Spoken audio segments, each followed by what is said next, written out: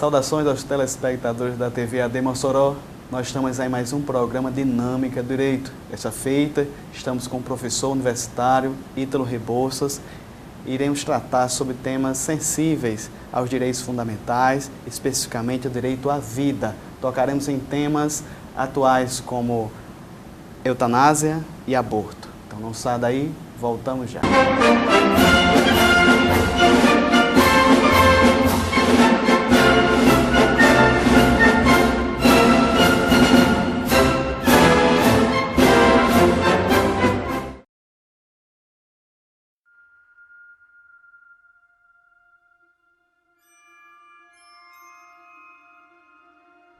E a glória do Senhor se manifestará.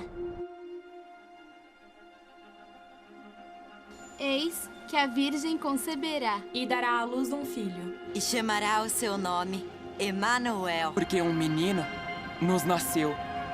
Um filho se nos deu. Havia pastores que estavam no campo e guardavam durante as vigílias da noite o seu rebanho. E eis que o anjo do Senhor veio sobre eles. Não temais, porque eis aqui vos trago novas de grande alegria. Pois hoje, na cidade de Davi, vos nasceu o Salvador. O Salvador. O Salvador, que é Cristo, o Senhor. Jesus Cristo, o Filho unigênito do Pai, o único que pode nos salvar de nossos pecados e de nossa tristeza. Ele nasceu para que possamos nascer de novo. Se o amarmos, nos lembrarmos dele, o seguirmos. Alegra-te. Alegra-te. Alegra-te muito, pois hoje para você e para mim e para todos nós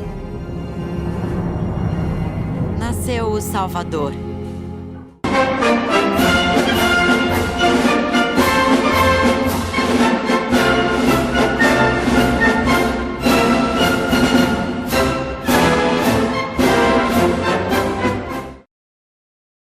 Estamos de volta com o programa Dinâmico Direito. Estamos conversando aqui com o professor universitário Ítalo Rebouças. Doutor Ítalo, seja bem-vindo. Prazer é meu, prazer estar aqui. Espero poder contribuir com essa discussão aí. Vamos lá. Doutor Ítalo é professor universitário há mais de 10 anos, professor de Direito Constitucional. E é a base do direito, né, doutor Ítalo? A gente costuma dizer que é o ramo, o tronco das carreiras jurídicas, das disciplinas jurídicas, né? Direito constitucional é o direito que costuma estruturar todo o restante das discussões de direito. Então eu estou ali na discussão inicial, para a partir dali discutir o resto, né? Tem penal, tributário, o que vem depois. Doutor Ítalo, a nossa temática está na mídia, é tema de debates, tanto na sociedade civil como no judiciário. E essa temática eu acredito que muita gente vai ser enriquecida, porque começa com a questão dos direitos fundamentais. Doutor, você pode nos ajudar a defini-los? Pois é, pergunta interessante para a gente começar, né? Todo mundo sabe que entre o cidadão comum, as pessoas comuns e o Estado há uma relação de poder. O Estado pode sobre a gente. Eu costumo dizer que o Estado pode sobre as pessoas, né? Quer dizer, ele pode nos cobrar tributos, ele pode mandar prender, ele pode mandar soltar, ele pode mandar asfaltar a rua da minha casa, ele pode mandar fazer um posto de saúde. Então, a minha relação com o Estado é uma relação de submissão, é uma relação onde há uma hierarquia entre o Estado que pode sobre mim, sobre as pessoas. A grande questão é o quanto o Estado pode. Tudo bem que ele pode sobre a minha vida, ele pode interferir na minha vida, mas o quanto ele pode fazer isso, até onde ele pode ir? Essa pergunta que eu estou fazendo é a sua pergunta feita de outra forma. Por quê? Porque o Estado pode interferir na vida das pessoas até o momento em que ele não atinja os nossos direitos fundamentais. Então, o que são direitos fundamentais? São nossa espécie de escudo de defesa, uma espécie de barreira protetora, uma espécie de área de contenção contra eventuais arbítrios do Estado, né? De repente, algum governante, alguém que se assume o poder e se acha aí imbuído de poder demais e quer fazer algo a mais com as pessoas podem usar como escudo de proteção a ideia dos direitos fundamentais. Então, os direitos fundamentais são um conjunto de direitos básicos, mínimos, que nós possuímos para conter vamos chamar assim, a violência do poder estatal, a força do poder estatal. Basicamente é isso. Doutor Ítalo, só para definir, ajudar a definição, na verdade, exemplifique. Vamos lá. Todas as vezes que a sociedade passa por grandes revoluções, novos direitos são conquistados. Então vamos lá. As pessoas viviam em momentos de escravidão. Os brancos tinham escravos. Houve uma revolução social e se garantiu o direito à liberdade. Então, liberdade é um direito fundamental. Ficou dito a partir daquele momento que o Estado tinha que garantir para as pessoas que fossem livres. Mais adiante, em outros momentos da humanidade, a gente passou por momentos de guerra muito forte. Segunda Guerra Mundial, muitos judeus foram mortos, enfim. E aí, essa discussão gerou novos direitos também. Direitos de intimidade, de privacidade, a honra, a vida privada, a vida íntima, até onde se pode ir para interferir na vida do outro, a vida, o próprio direito à vida. Então, esses direitos básicos que nós temos para viver com dignidade são o que nós chamamos de direitos fundamentais. Então, vida, liberdade, igualdade. Interessante esse ponto da igualdade, porque os negros, quando foram libertos, eles ganharam o direito à liberdade, mas ao mesmo tempo eles queriam ser pessoas iguais. Tudo bem, ok, eu sou livre, mas você me acha igual a você? Então aí já foi preciso uma nova luta social para se ganhar o direito à igualdade. E todos esses direitos vão compondo aquilo que nós chamamos de escudo do ser humano contra a força estatal, que são os direitos fundamentais. Doutor Ítalo, pode haver conflito entre direitos fundamentais? Como se resolver? Pode haver situações em que um direito fundamental acabe colidindo, como chamamos, conflitando com o outro, né? Vou dar um exemplo bem simples, que as pessoas que estão em casa podem até vivenciar isso agora. Quer dizer, eu estou muito chateado com um governante, estou muito chateado com alguém, ou com uma pessoa, com um ex-namorado, e quero dizer isso no meu Facebook. E aí, nesse momento, eu tenho o meu direito fundamental de me manifestar, a minha liberdade de manifestação de pensamento, mas o outro, de quem eu quero falar, tem a sua privacidade, a sua intimidade, a sua vida privada a ser preservada. Nesse momento, nessa situação concreta, pode haver o conflito e o choque entre esses direitos fundamentais. É importante dizer uma coisa que eu acho que tem que ficar bem marcado. O pessoal que está em casa tem que entender isso muito bem. Se você me perguntar qual é o direito fundamental mais importante, se é a vida, se é a liberdade, se é a honra, eu vou dizer, não sei. Me diga uma situação e eu vou te responder. Porque assim, em tese, em abstrato, falando, todos são iguais, todos os direitos são iguais. Quando a gente fala em direito fundamental, não existe um mais importante do que o outro em tese. E é interessante falar isso fazendo uma ilustração. Se eu vou construir uma casa, por exemplo, começo pela fundação da casa, pela base da casa. A base da casa é uma só, não existe duas fundações. Se você faz uma fundação e sobre ela faz outra, existem duas fundações, mas só uma está sendo realmente fundação. Então, quando eu falo que direitos fundamentais são todos os direitos em nível de igualdade. Agora, em algumas situações concretas, em casos concretos, pode haver o choque. E aí, se isso acontecer, é preciso fazer todo um estudo da situação, uma compreensão de tudo que envolve aqui, quem é o sujeito que quer falar, quem é o sujeito de quem será falado, onde se falará, como se falará, e depois de fazer todas essas circunstâncias, você vai fazer prevalecer um direito fundamental sem anular o outro. Basicamente é isso. Então os direitos fundamentais podem até se conflitar, mas em casos concretos isso se resolve caso a caso. Doutor Ítalo, feitas essas considerações, vamos já adentrar no próximo bloco a questão da eutanásia. Mas nos defina o direito fundamental à vida. O que é direito à vida? Direito à vida, ele é o direito de viver, mas mais do que isso. O direito à vida é o direito de viver com dignidade. Então veja que direito à vida tem duas conotações. Viver e viver com dignidade. O que é viver? Viver é não ter a ordem natural das coisas interrompida. Um terceiro não pode interferir na ordem natural das coisas. Em outras palavras, rapidamente, se a vida começou, ela tem que fluir naturalmente até o seu fim. Terceiros não podem interferir. Se ele interfere no começo, quando essa vida começou, há um crime chamado de aborto. Se essa pessoa nasce e há um terceiro interfere na vida desse sujeito, há um outro crime chamado de homicídio, que algumas pessoas chamam de assassinato, né? Ou seja, nasceu e alguém matou, homicídio. Se alguém está prestes a morrer no leito da morte, alguém interfere para antecipar essa morte, há outras circunstâncias que nós chamamos de eutanásia, que é uma espécie de radical homicídio. Mas veja que viver é viver, ter a ordem natural das coisas garantida. E o segundo aspecto é o direito de viver com dignidade, que é ter uma vida digna. Aí isso é um assunto que a gente pode discutir depois. Doutor Ítalo, tem 2 termos que eu queria que o senhor nos ajudasse. Tem estudantes de direito nos assistindo também. Inviolabilidade, indisponibilidade do direito à vida. Pois é, o que é inviolabilidade? Inviolabilidade é a minha vida é inviolável. O meu direito de viver ninguém pode violar. Não está nas mãos do outro dizer se eu vou viver ou continuar vivendo. Esse direito é meu, é do sujeito. Portanto, o sujeito, quando assume, quando retém esse direito para a sua esfera subjetiva, quando alguém é titular do direito à vida, o seu direito de viver lhe pertence contra a violação do outro. Essa é a primeira circunstância. E a segunda circunstância é a circunstância da indisponibilidade. Por mais que esse direito seja meu, eu não posso dele dispor. Não posso simplesmente dizer assim, eu não quero mais. Vou dar na mão do outro, vou deixar que você decida se eu vou continuar vivendo ou não, vou abrir mão do meu direito à vida. E algumas pessoas podem pensar assim, mas você pode tirar a sua própria vida, pode praticar suicídio. É verdade, o suicídio ele pode acontecer, mas é preciso que se entenda que o direito não tem como punir o suicida. Já se houve situações em algumas sociedades em que se tentava punir, pelo menos se não o suicida, a família do suicida. Como se dissesse, você deixou que ele tirasse a própria vida, isso é ruim, vamos puni-lo. Mas para o direito não é útil que se puna o suicida. Primeiro porque ele já morreu. E segundo que a família não tem a ver com a decisão dele. Agora, é crime instigar o suicídio.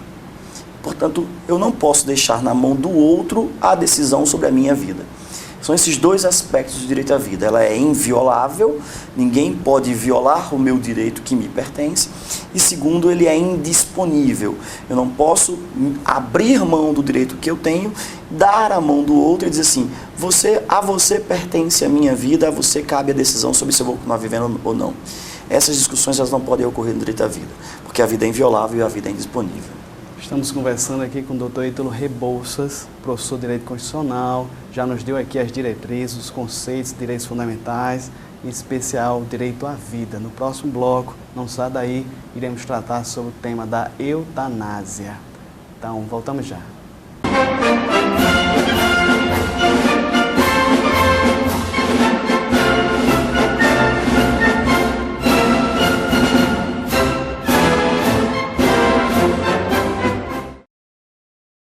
Olá, meus queridos, a paz do Senhor Jesus. Com grande alegria, eu quero agradecer a você que colabora, que ajuda com o Projeto Semeador, trazendo a sua contribuição de R$5 com carnê todo mês para sustentar o maior sistema de comunicação de evangelização da nossa cidade. A rádio AM 1430 Libertadora, a TV AD Mossoró, canal 38 e o jornal A Voz e nossas mídias sociais, tanto pelo Face como também pela internet, através da admossoró.com.br. Muito obrigado. A sua contribuição faz muita diferença e é muito importante para cada um de nós.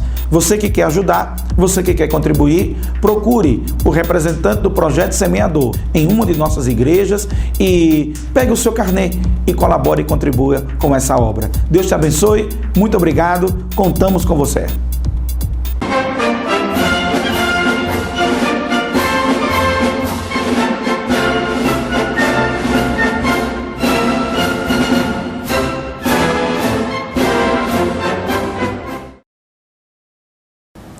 Estamos de volta com o programa Dinâmica Direito. Hoje estamos entrevistando o professor Ítalo Rebouças, ele que é professor de Direito Constitucional há uma década, né, Ítalo? Mais de 10 anos. 10 anos. Então, está nos ajudando aqui. Está nos ajudando aqui a entender os direitos fundamentais, direito à vida. E nesse bloco, doutor Ítalo, vamos falar aqui sobre eutanásia, o que alguns chamam de morte boa. Doutor Ítalo, o senhor já começou, no bloco anterior, falou um pouquinho sobre direito a uma vida digna. Esse conceito, doutor Ítalo, tem doutrinas e países aí, mas especificamente no Brasil, é aceito esse entendimento de vida digna para interromper a própria vida? Vamos lá. O que eu falei sobre vida digna é que o direito à vida ele corresponde também ao direito de viver com dignidade. Viver com dignidade no sentido de que você não pode apenas sobreviver. O que é o contrário de uma vida digna, Nazil? O contrário de uma vida digna é uma vida indigna. O que é uma vida indigna? A vida indigna é que você apenas pode respirar e todos os seus demais direitos você não consegue alcançar. Então vamos imaginar um sujeito que ele está agora, ele não tem direito à moradia, a saúde é precária, ele não recebe nenhum tipo de salário, está morando na rua em situação de pura pobreza, extrema pobreza. Esse sujeito, em tese, pode cobrar do Estado algum tipo de auxílio para que ele possa sobreviver melhor, ou viver com mais dignidade, porque o direito à vida corresponde a viver com dignidade. Então, quando eu falo em direito a viver com dignidade, é no sentido de que não é que se garante apenas ao ser humano o direito de respirar. É preciso que se garanta ao ser humano o direito de continuar vivendo como um ser digno. O ser humano não é coisa, não se coisifica o ser humano. Não se pode tratá-lo como um objeto de um abajur, por exemplo. É preciso considerar que o ser humano precisa ser tratado minimamente bem. Esse é o primeiro aspecto. O que é eutanásia? Eutanásia é o sujeito que, já estando no leito de morte, é importante essa expressão leito de morte, né? Porque é uma expressão que já antecipa um resultado, porque se o sujeito está sendo tratado clinicamente, a gente espera que aquele leito dele, que ele está deitado sendo tratado, seja um leito de vida, né? Mas as pessoas que o chamam, ele está no leito de morte, quer dizer, ele está pronto para morrer. O sujeito que está ali nas vias finais da vida, né? Que se possa antecipar a morte dele, por exemplo, desligando os aparelhos ou dando nele uma injeção letal ou aplicando nele uma medicação que possa fazer com que o coração dele pare e o corpo dele se desfaleça. Isso aqui se chama de eutanásia, é antecipar a morte do sujeito. Alguns países justificam esse ato dizendo que isso é um ato de humanidade, já que o sujeito está ali às vias da morte, você traz a morte para ele de uma forma mais digna. O Brasil, ele tende e aí é uma resolução do Conselho Federal de Medicina sobre isso, ele tende a construir um conceito um pouco mais aberto sobre isso, relativo sobre isso. Como assim? Nós proibimos fortemente a eutanásia, o Brasil não permite a eutanásia, ou seja, o sujeito está no leito, sendo tratado, mas ele diz, não quero mais tentar, não quero mais esperar pela cura, não quero mais ser alimentado por sonda, manifesta a sua vontade ou a família e os equipamentos são desligados, isso nós não permitimos. Mas o que nós permitimos na atuação médica é que os médicos e a equipe médica de um hospital possa, em situações muito específicas, onde o paciente já não responde mais à medicação, já não tem mais nenhum tipo de tratamento que possa dar a ele uma esperança de vida maior, que os médicos possam tratá-lo de uma forma humana apenas para que ele possa chegar ao momento da morte de forma mais humana. Como assim? Se estava sendo dado para ele, por exemplo, injeções de morfina ou injeções de algum tipo de medicação para prolongar a vida dele mais tempo, essas injeções são suspensas. Se ele, por exemplo, possui uma doença que está se alastrando pelo corpo e aquela medicação ela diminui esse alastramento, essa situação toda, mas se percebe que isso está sendo desnecessário, está sendo inútil. A medicação é suspensa e se deixa que a doença evolua para o seu quadro. Como se faz isso? De forma que se garanta ao paciente que ele está recebendo esse tipo de, de atenção médica de uma forma humana. Então não é que você vai antecipar a morte dele. Você vai simplesmente diminuir o tratamento clínico que é dado a ele, simplesmente porque esse tratamento clínico já não produziria mais resultados clinicamente, de forma da medicina que mostrasse isso, os médicos, os enfermeiros, a equipe médica mostrasse isso, e a morte dele fosse um processo lento, gradual, não antecipado, não se antecipa, mas sem mais garantir a interferência do médico para garantir. Por exemplo, se aquele paciente, depois de suspensas as medicações que já não estão mais fazendo efeito, começa a ter dificuldades respiratórias, não se intuba mais, não se vai mais intubá-lo, se deixa que ele vá parando a respiração lentamente, com apoio à família, com apoio psicológico da família, com apoio dos demais. Isso o Conselho Federal de Medicina tem propagado, tem admitido. É mais ou menos, vou dar uma comparação também interessante, é mais ou menos como acontece no início da vida. No início da vida, se um bebê nasce, não sei aqui, não vou me arriscar a falar em termos médicos, mas existe uma quantidade de quilogramas que o bebê nasce, não sei se é abaixo de 500 gramas, alguma coisa assim. Esse bebê nasce assim, com esse peso muito pequeno, os médicos têm um protocolo para tratar com ele, dizendo, a gente pode fazer até aqui, mas mais do que isso, é preciso que ele tenha forças para sobreviver sozinho. Por exemplo, um bebê com 300 gramas, por exemplo, os médicos têm um tipo de tratamento sobre ele, mas há um limite da atuação médica. E aí, se ele for encaminhar, evoluir para a morte, os médicos simplesmente dão a atenção para que essa morte seja uma morte mais humana. Qual é a discussão que há aqui nesses dois casos? Será que a gente não deveria, então, empregar todos os esforços, todas as forças médicas, clínicas e etc., até que no final a morte venha, e se vier, mas veio com todo o esforço médico clínico? Essa que é a grande discussão. Mas a eutanásia é o fim e a antecipação da morte do bebê, ela não é a antecipação trazer a morte mais para perto, mas o acompanhamento do momento morte mais humano. Nós chamamos isso de ortotanásia, né? Quer dizer, é um momento de você acompanhar isso de forma mais humana e não deixar simplesmente, e não antecipar simplesmente a morte do paciente. Doutor Ítalo, a questão específica da eutanásia, eu acho que nessa minha pergunta talvez não se aplique muito bem, mas é aquela questão quando um coma, por exemplo, evolui ao ponto de uma morte cerebral. Esse tipo de questão dos médicos e a família sugerir desligar os aparelhos porque o cérebro não tem mais função. Como é que entra? A legislação brasileira aceita esse tipo de procedimento? Para a legislação brasileira, a morte encefálica é a morte, né? Então não há nenhum tipo de problema com relação a esse ponto, porque o marco final da vida, pelo menos até o momento, até esse momento que nós estamos vivendo, o marco final, o ponto final é o fim da atividade encefálica. E aí a vida ela começa num momento e termina nesse. Os dois marcos da vida, para a gente falar rapidamente, os dois marcos. Marco inicial, a vida começa com o que nós chamamos de processo de nidação. A vida não começa na fecundação, estou dizendo isso, não é uma opinião minha, não é uma questão de opinião, é uma posição do Supremo Tribunal Federal Brasileiro, julgando o caso, inclusive, do aborto de anencéfalos. O Supremo decidiu que a partir do momento em que o óvulo fecundado se aninha na parede do útero e esse útero recebe o feto, o óvulo fecundado para geri-lo, né, para gestá-lo, esse momento da nidação, que é o momento do aninhamento do óvulo fecundado, nesse momento a vida começa. Esse é o start da vida. No momento anterior a isso, o óvulo estava simplesmente fecundado. Eu digo simplesmente fecundado porque muitas vezes, mesmo os óvulos fecundados são expulsos naturalmente do corpo da mulher. As mulheres, depois de relações sexuais, elas podem, o material genético masculino pode ingressar no corpo feminino, fecundar o óvulo mesmo fecundado descer na menstruação feminina. Nem sempre os óvulos fecundados se fixam na parede do útero materno. Se nós dissermos que o momento da vida começa com a fecundação, houve um aborto natural, e aí quem punir? Né?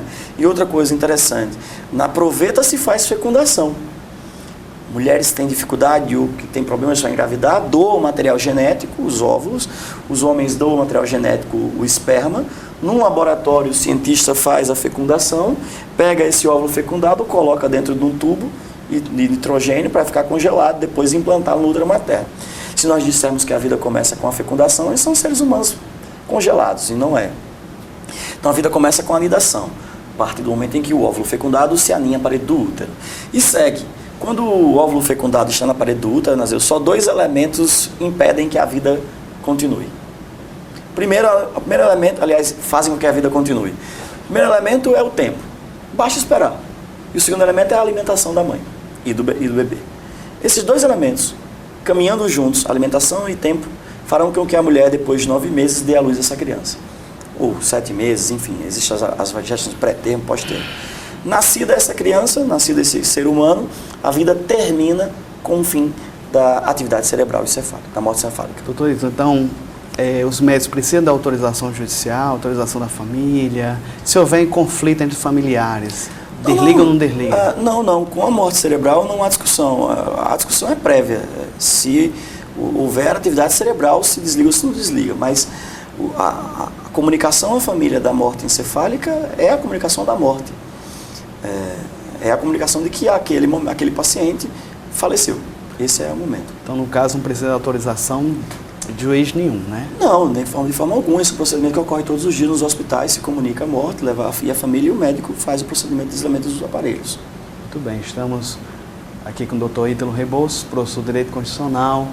Tratamos agora nesse bloco a respeito sobre a eutanásia, morte cerebral também, quando termina a vida. E no próximo bloco, iremos tratar sobre a questão específica, Dr. Ítalo, sobre o aborto. Então não sai daí, voltamos já.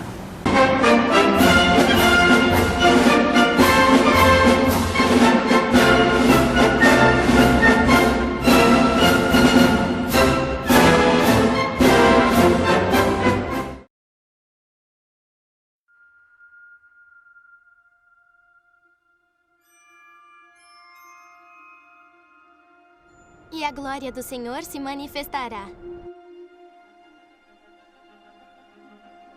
Eis que a Virgem conceberá e dará à luz um filho. E chamará o seu nome Emanuel. Porque um menino nos nasceu. Um filho se nos deu. Havia pastores que estavam no campo e guardavam durante as vigílias da noite o seu rebanho. E eis que o anjo do Senhor veio sobre eles. Não temais, porque eis aqui vos trago novas de grande alegria. Pois hoje, Na cidade de Davi vos nasceu O Salvador. o Salvador. o Salvador, que é Cristo, o Senhor. Jesus Cristo. O Filho unigênito do Pai. O único que pode nos salvar. De nossos pecados e de nossa tristeza. Ele nasceu para... Que possamos nascer de novo. Se o amarmos, nos lembrarmos dele. O seguirmos. Alegra-te. Alegra-te. Alegra-te muito, pois hoje para você E para mim. E para todos nós, nasceu o Salvador.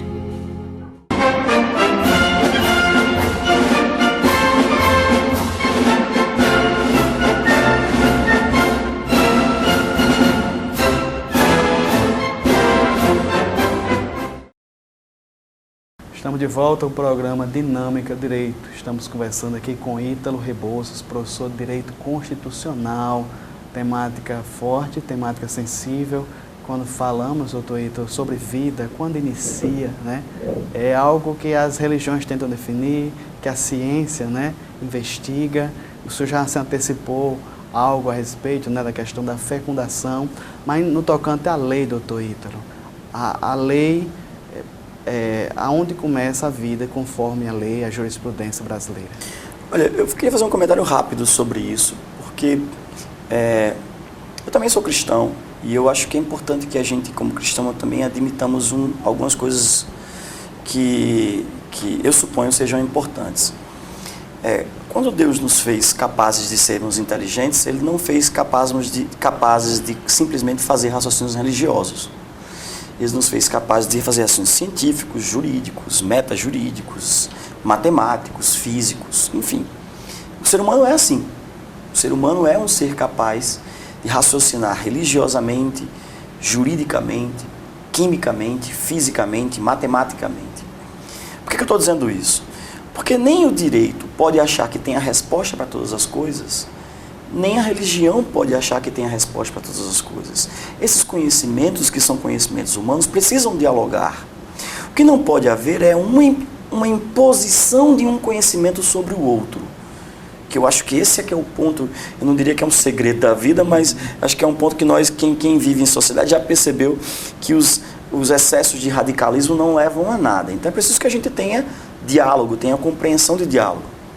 E eu estou dizendo isso porque o direito não será capaz de dizer quando começa a vida se ele não ouvir a ciência, a biologia, a química. A religião, enquanto conhecimento, porque eu também considero a religião como um conhecimento, ela também precisa, ao definir os seus dogmas, seus conceitos religiosos, também precisa ouvir a ciência. Eu não sou daqueles que pensam que religião e ciência não dialogam, religião e ciência se completam, inclusive.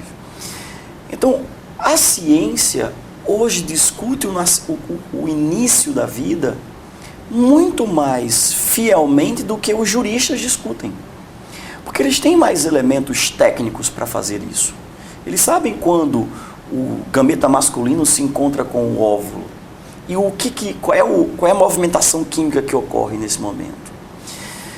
O direito, consideradas as lições das ciências, e deve ser assim, assumiu o conceito que eu falei no bloco anterior, de que a vida começa com a nidação. Isso significa dizer que na hora da fecundação há um nada jurídico? Não, óbvio que não. Mas nós precisamos dizer o que é o óvulo fecundado. É um ser humano? É alguém? É algo? É algo que um dia se transformará em alguém?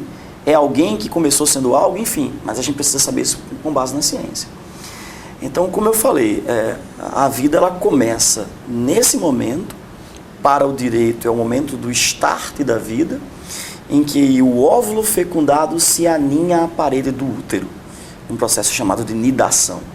A partir desse momento, o próprio direito, e aí eu acho que a religião também vai junto, o próprio direito assume e estabelece uma outra regra, que é, estabelecido o momento do nascimento, do início da vida, ninguém pode interferir. Veja que nesse momento o direito e a religião se unem, para dizer a mesma coisa. Iniciado o processo de construção do ser humano, outro não pode interferir. Se interferir, nós criamos tipos penais para punir isso, que é o tipo penal do aborto. Então, aborto é a interrupção da vida dentro do útero materno. Qualquer tipo de interrupção da vida no útero materno configura-se um crime específico que o direito resolveu chamar de aborto. Doutor Ítalo, antes de entrar na questão específica das decisões recentes da STF, nos ajude a dizer as exceções. Quando não é aborto? Quando a interrupção da vida no útero não é aborto? Vamos lá. Aí nesse ponto nós temos uma separação muito clara entre as aspirações, as vontades religiosas e as aspirações estatais, né? Houve um momento em que o Estado e a Igreja eram a mesma coisa e o direito queria tudo aquilo que a religião queria, porque a religião e o Estado eram a mesma coisa. Quando o Estado e a religião se separaram, nós ficamos com vontades diferentes que ora se unem, ora não se encontram mais. Um desses momentos é esse, porque para a religião, pelo menos para a maioria das religiões cristãs, iniciada a vida, ninguém pode interromper em hipótese alguma. Para o direito, pelo menos o direito brasileiro, iniciada a vida é possível em duas circunstâncias interrompê-la. E interrompê-la no útero materno. A primeira circunstância é uma circunstância de razões clínicas. Se a gravidez estiver causando um risco de vida para a mãe, não é uma doença, não é um problema, não é uma dificuldade, porque há gravidez de risco. Há situações de gravidez de risco. Não é qualquer gravidez de risco, mas aquela gravidez que o risco é tal que a mãe fica colocada em risco também de morrer, o direito autoriza que essa gravidez seja interrompida. E seja interrompida sem que isso vá levar a quem interrompeu ser punido pelo crime de aborto. Alguém pode perguntar assim, por que se opta pela vida da mãe e não pela vida do bebê? Já que ele também tem direito à vida. Bom, eu não vou falar pelos legisladores que fizeram a lei, mas é preciso achar um ponto de raciocínio racional aqui. Qual é o raciocínio racional? A mãe pode gerar um novo filho. Se interromper essa gravidez, ela pode amanhã novamente ter a graça de estar grávida e prosseguir a gravidez. Se ela morrer junto do bebê, perderemos duas vidas. Então, é um raciocínio utilitarista. Vamos manter a mãe, que pode gerar um novo filho, e se der para salvar os dois, salvaremos os dois. Mas se tivermos de optar, salvaremos a mãe, que pode amanhã gerar um novo filho. Então, essa é a primeira hipótese que o direito admite. A segunda hipótese é a hipótese de estupro. A mãe que foi violentada, sofreu um estupro e está grávida após esse estupro, a lei também autoriza que se possa interromper essa gravidez. Agora, aqui é importante fazer dois esclarecimentos.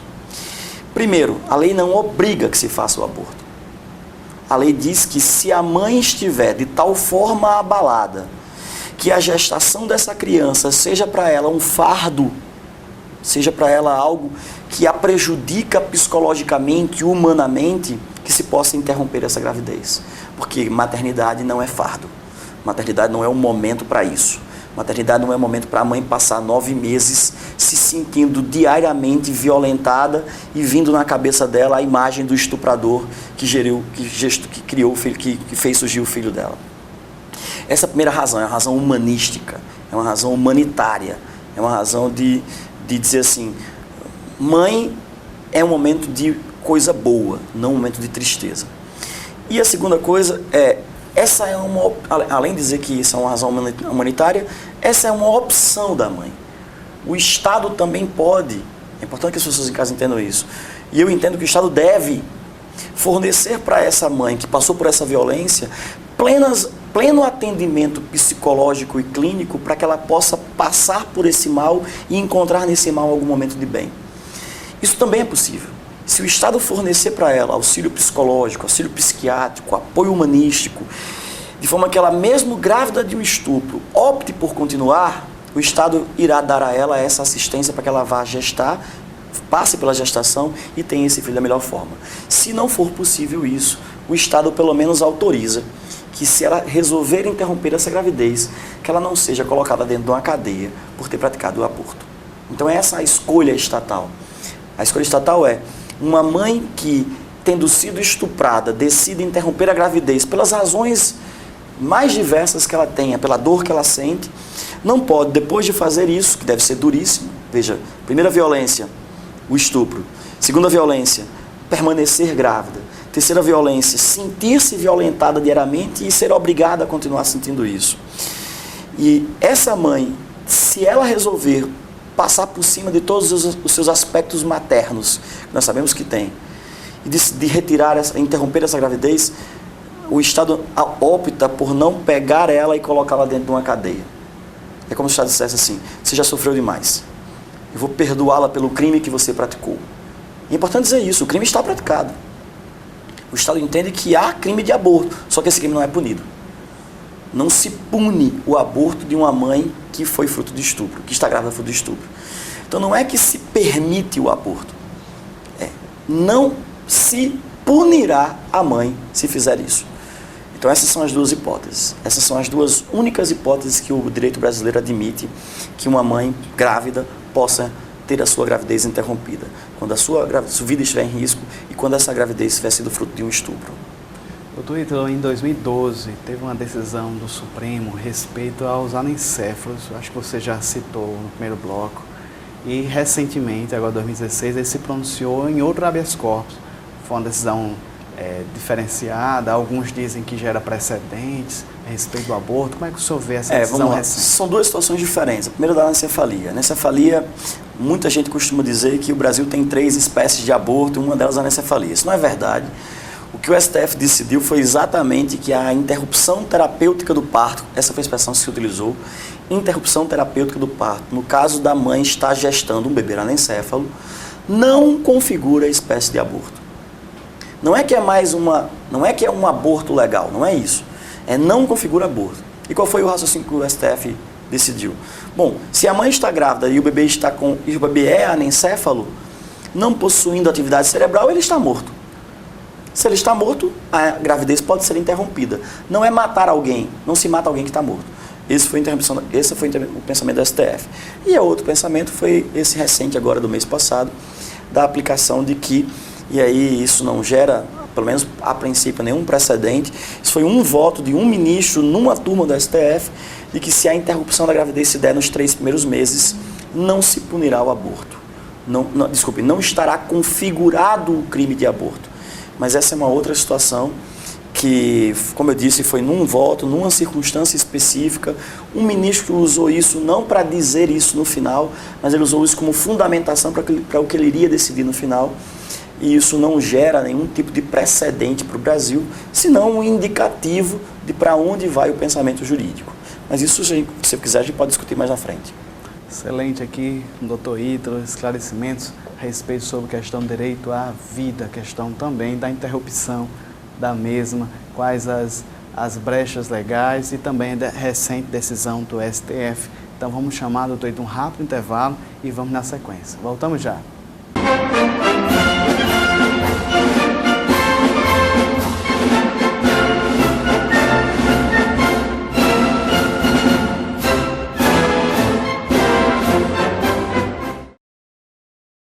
Olá, meus queridos, a paz do Senhor Jesus. Com grande alegria, eu quero agradecer a você que colabora, que ajuda com o Projeto Semeador, trazendo a sua contribuição de R$5 com carnê todo mês para sustentar o maior sistema de comunicação de evangelização da nossa cidade. A rádio AM 1430 Libertadora, a TV AD Mossoró, canal 38 e o jornal A Voz e nossas mídias sociais, tanto pelo Face como também pela internet, através da admossoró.com.br. Muito obrigado. A sua contribuição faz muita diferença e é muito importante para cada um de nós. Você que quer ajudar, você que quer contribuir, procure o representante do Projeto Semeador em uma de nossas igrejas e pegue o seu carnê e colabore e contribua com essa obra. Deus te abençoe, muito obrigado, contamos com você.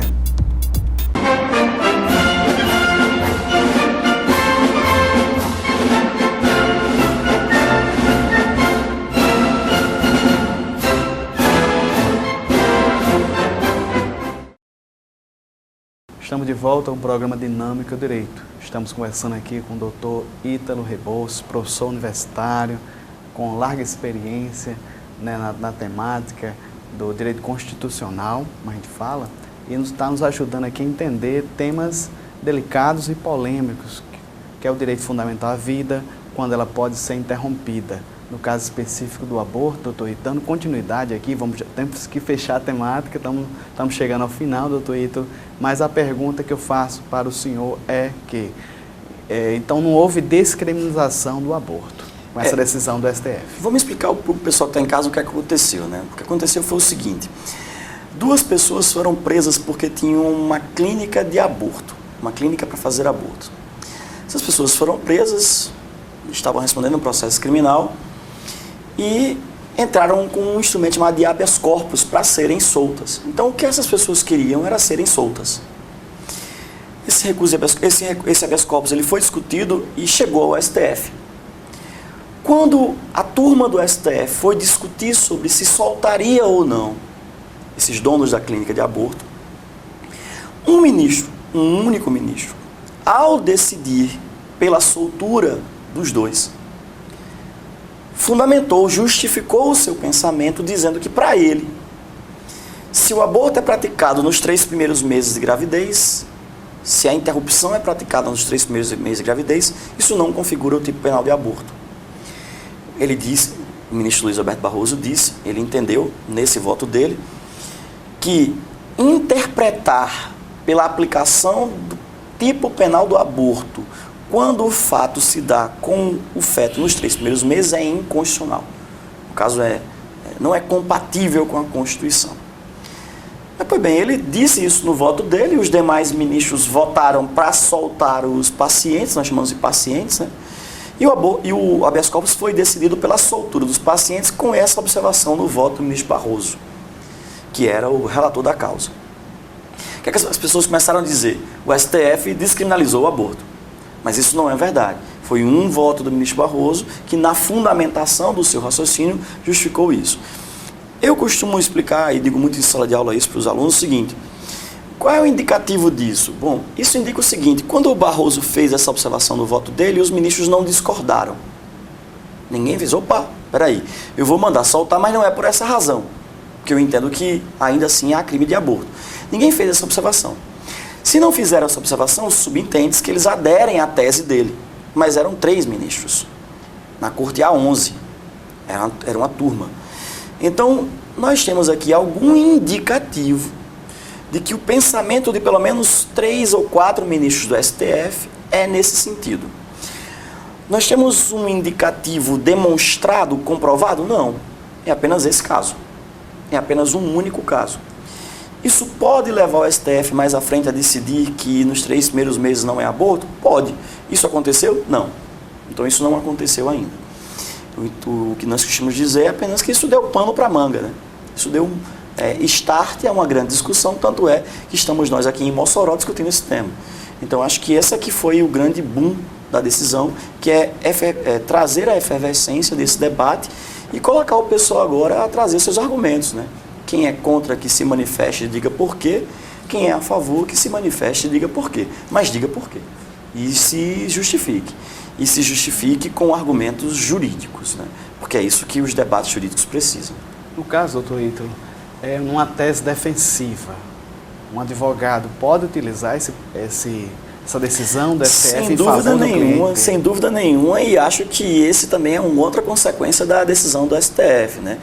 Que é dar agora essa arma argumentativa para os advogados criminalistas, que podem aí, se tiverem algum cliente que foi acusado do crime de aborto e esse fato se deu nos 3 primeiros meses da gravidez, levantar a tese de que a interpretação do tipo penal do aborto nesse momento da gravidez é incompatível com a Constituição. Se o juiz que vai julgar vai acolher ou não, aí, o presidente do Senado não está cumprindo decisão do STF, que dirá, né, agora tudo pode acontecer.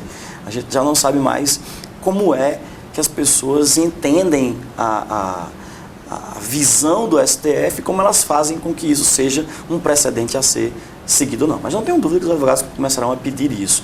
E eu digo até mais, né, vou profetizar aqui, colocar no futuro, caso o STF confirme essa posição e consolide esse entendimento, nós poderemos ter no futuro clínicas de aborto legais para isso, para esse momento da gravidez. Quer dizer, você vai ali na esquina, tem o nome lá, clínica de aborto, para os 3 primeiros meses. Porque se o STF entendeu que a mulher pode entender, né? Não é que entendeu, mas se entender que a mulher pode optar por manter ou não a gravidez nos 3 primeiros meses, a mulher pode, grávida ainda nos 2 primeiros meses, chegar na clínica e dizer assim, eu vim tirar o bebê, vim interromper. E se isso for consolidado no Brasil, as clínicas podem começar a surgir nas esquinas só para fazer esse tipo de procedimento. Doutor Ítalo, alguns juristas afirmam que o judiciário, tocando esses pontos tão sensíveis, decidindo dessa maneira, poderia estar a questão de avançando, né, ferindo o princípio da separação dos poderes, estaria legislando. O que o senhor entende? Eu entendo que a gente tem muito cuidado nessa afirmação, porque o papel do STF não é simplesmente de julgar. O STF é um órgão de poder, é um órgão democrático, é um órgão de representação democrática também. E quando a gente fala em direitos das minorias, em direitos fundamentais de classes menos abastadas, muitas vezes o judiciário é a última trincheira.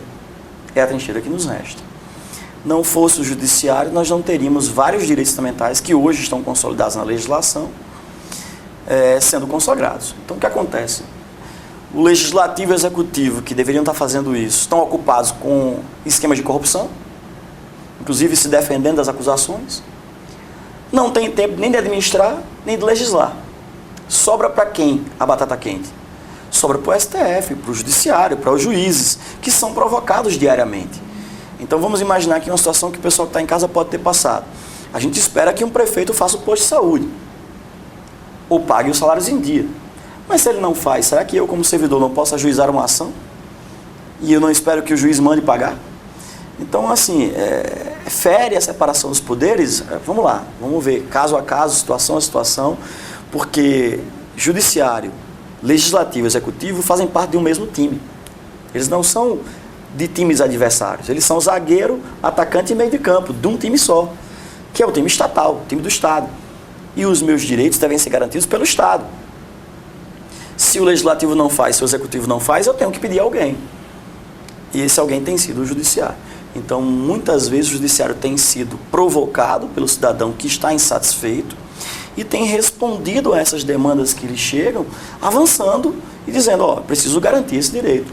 O direito à greve foi garantido pelo judiciário, o direito à igualdade foi garantido primeiro pelo judiciário, o direito à liberdade de expressão foi garantido primeiro pelo judiciário, e vários outros direitos, direitos das mulheres, das minorias, dos negros, foram todos garantidos inicialmente pelo judiciário. Somente depois, somente algum tempo depois, é que a sociedade compra a ideia e os políticos, já que a sociedade comprou a ideia, né, porque o político fica preocupado, né? O político ele não faz aquilo que ele entende que é o correto, ele faz aquilo que ele entende que é correto e que a sociedade vai aceitar, porque ele precisa de voto para ser eleito. O juiz não tem que se preocupar com isso. Ele não vai se eleger na próxima eleição. Então ele faz aquilo que ele entende que é o correto. O político não, ele quer saber se aquilo ali vai trazer votos ou não. Então é preciso que a gente entenda todo esse conjunto de coisas, porque a Constituição ela é viva, né? A Constituição é viva e a sua implementação ela não está na mão só do Legislativo, do Executivo, do Judiciário, está na mão de todos nós. Nós é que fazemos tudo isso. Eu não sei se eu posso, só para concluir um pensamento importante, é por conta da ignorância de muitas pessoas, de não participarem de lutas políticas, de discussões políticas, que as coisas estão como estão. Porque há dois tipos de pessoas nesse caso, né? Há as pessoas que não participam porque dizem que não é com elas, eu acho isso covardia, porque tudo é com a gente, né? Quer dizer, a guerra lá em Alepo me é importante, se estão matando pessoas em Alepo, isso me é importante, porque são seres humanos. Então eu preciso ser sensível a isso, eu tenho que falar alguma coisa, porque senão é covardia, se sentir parte do problema e não falar. E segundo, as pessoas que não sabem se envolver politicamente, se envolvem partidariamente e se envolvem com por conta de um nome de uma pessoa. Não defendem uma ideia, defendem uma pessoa, um sujeito. E muitas vezes preocupado com o cargo que vai receber. Então, acho que quando as pessoas começam a participar politicamente, isso muda um pouquinho. Eu acho que é essa a grande questão. Fazer com que as pessoas, programas como esse, que as pessoas em casa ouçam isso e, bom, como é que eu posso contribuir para que isso seja uma discussão séria?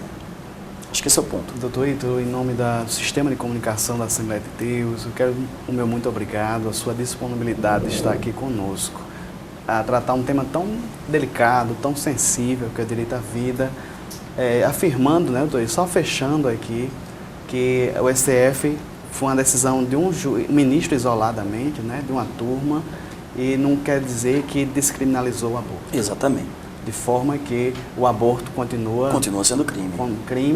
Tem as escusas legais, né? Aquelas duas que eu falei, né? Que o senhor bem tratou. Então, meu muito obrigado. Fiquem à vontade para interagir com o pessoal de casa. Eu só agradecer, dizer que para mim é um prazer também estar aqui e que sempre que precisar, tiver um tema desse polêmico, pode chamar, que polêmica eu não fujo. Eu gosto de discutir polêmicas, desde que seja de forma séria, de forma responsável, porque, como eu disse, a gente precisa se engajar nesses movimentos políticos, porque eu acho que a gente precisa discutir seriamente problemas sérios. Problemas sérios não se discutem com piada ou com ironia. Problemas sérios se discutem de forma séria. Doutor Ítalo, mais uma vez, meu muito obrigado.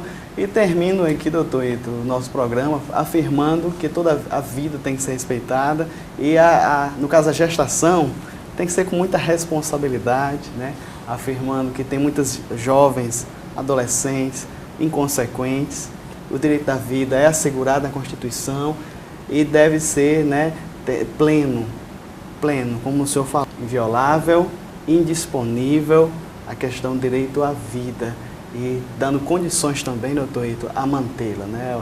Pedindo aí a consciência de todos, inclusive nossos políticos, para que possam dar essa condição ao nosso país tão sofrido. Então, estamos felizes pela sua permanência conosco, pela sua audiência e até o próximo programa Dinâmica Direito, se Deus quiser.